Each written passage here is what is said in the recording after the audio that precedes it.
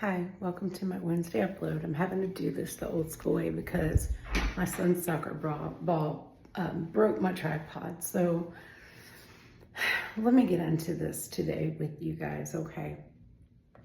It's funny, isn't it, how you could drift so far from something that once felt like the foundation of your life. And for me, that something was my Christian faith.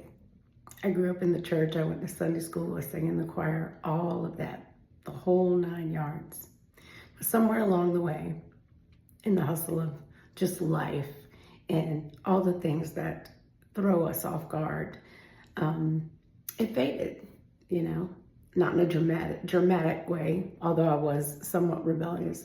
But it was slowly like the quiet dimming of a light.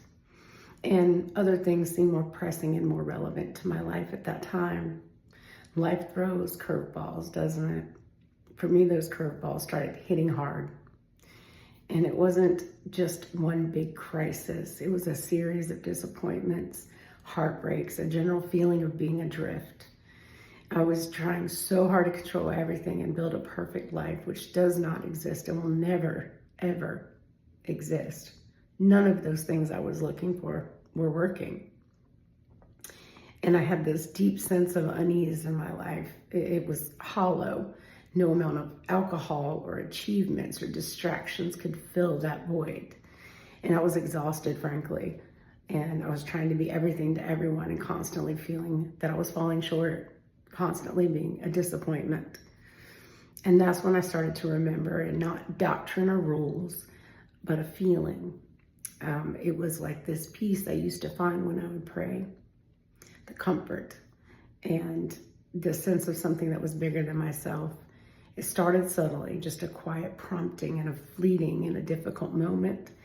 And then I kind of found myself just picking up my Bible, just out of the blue, picking up my old Bible. I wasn't sure why. And then I started reading it slowly at first, and then with this growing hunger inside of me. And it was like finding a forgotten letter from a dear friend, because that is what God is to us. And it wasn't an instant blinding revelation. It was this gradual unfolding, a gentle reawakening. And I started going to a church again, a different church, but a church that I asked God to help me to find. And it felt right. It was like coming home, and I found people who understood me. There were other people who had struggles of their own. And I began to pray again. Not formal prayers, but talking to God, just having this conversation, honest and raw. And what I found, and what I'm still finding, is a sense of peace and purpose that I've been missing for such a long time. And it's not about being perfect. It's about being loved. It's about being forgiven.